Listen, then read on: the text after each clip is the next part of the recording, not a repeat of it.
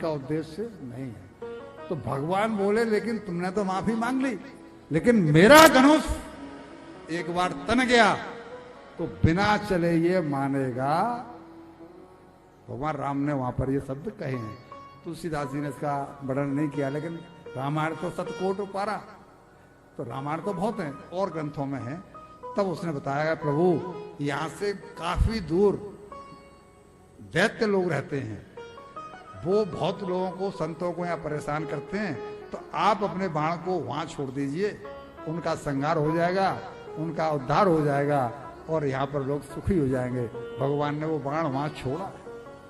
भगवान कहते हैं कि मेरे दर्शन तुझे हो गए, मैंने तेरे सिर पर हाथ फिराया है और मैं कुछ बिना दिए जाऊं तो मुझे त्रिलोकीनाथ कौन कहेगा।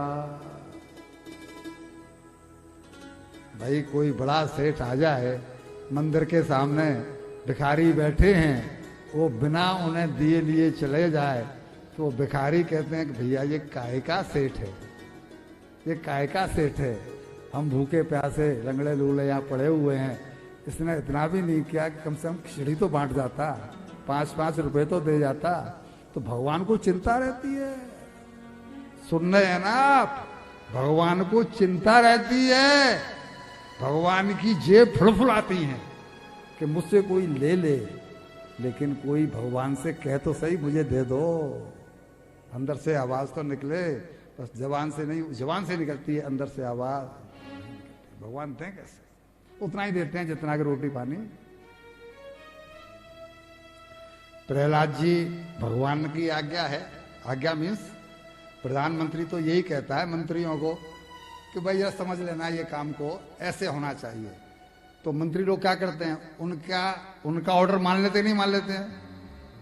तो उन्होंने कहा कि भाई इसको ऐसे होना चाहिए, उसको ये कहने की जरूरत नहीं है कि मेरा ऑर्डर है, उसने इतना कह दिया बहुत हो गया। तो वहां यही हुआ, जब इन्होंने कहा कि तुम इसको स्वीकार कर लो, तो प्रहलाद जी मना कैसे करते, उन्होंने स्वीकार तो कर लिया, लेकिन अब कहते हैं प्रभु अब मुझे एक वरदान चाहिए।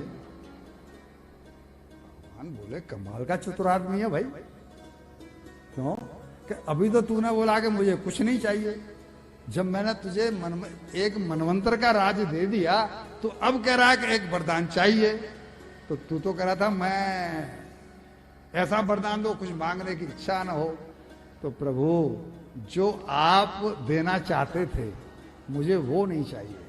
तो बोले मेरे पिताजी ने आपसे दुश्मनी ठानी, मेरे पिताजी ने आपको गालियां दी, आपके ऊपर आक्रमण किया, मेरे पिता का कर्म दैत्य कुल के अनुसार था, लेकिन मेरी आपसे प्रार्थना है कि वो मेरा जनक है, मेरे पिता हैं वो, उनको नरक में मत डाल देना, उनकी दुर्गति नहीं हो जाए, बस इतना वरदान दे दो। वो कहता है अरे किसी कुल में अगर एक भक्त पैदा हो जाए तो उसकी 21 पीढ़ियां तर जाती हैं। तू क्या अपने पिता की बात करता है, 21 पीढ़ियां तेरे कुल की तर चुकी हैं। अब मैं आपसे पूछता हूं वो 21 पीढ़ियां कौन सी हैं? चौधरी जी आप शायद उस समय होंगे जिस समय मुंबई में मैंने कथा सुनाई थी, फौजदार जी भी उस समय थे, बाबूलाल जी भी उस समय थे। उठ के मत जाओ, चुपचाप बैठ जाओ। लेकिन ये लोग कथा को उतनी गहराई से नहीं सुनते।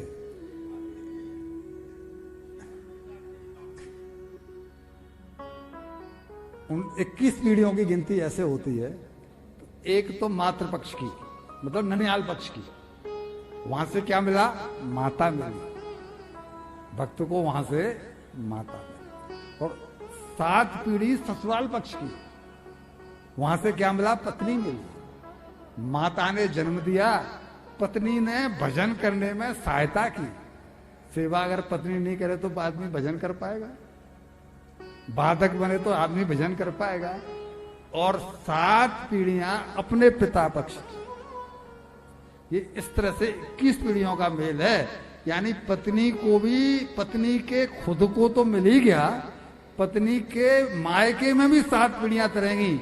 इसलिए पत्नियों से मेरा आग्रह है कि अगर कोई उनका पति भगवान की ओर चलना चाहे तो उसको जाने दो, वो तुम्हारे हित में है।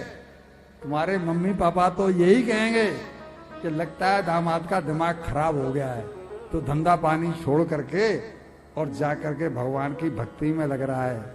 लेकिन वो जानते नहीं कि वो उनके भी कल्याण कर रहा है। उनको समझाओ इस बात को कि हमने सुना है भाई कथा में कि 21 पीढ़ियां तरती हैं, भगवान के वाक्य हैं, भगवान के वाक्य हैं। इसलिए तुम मुझे, मेरे पति को जो कर रहा है वो करने दो। जब तक हम संसार में थे हमने संसार के सारे सुख भोग लिए हैं। अब अगर वो भगवान की तरफ चलना चाहते हैं तो मेरा सहयोग उनको पूरा है। जब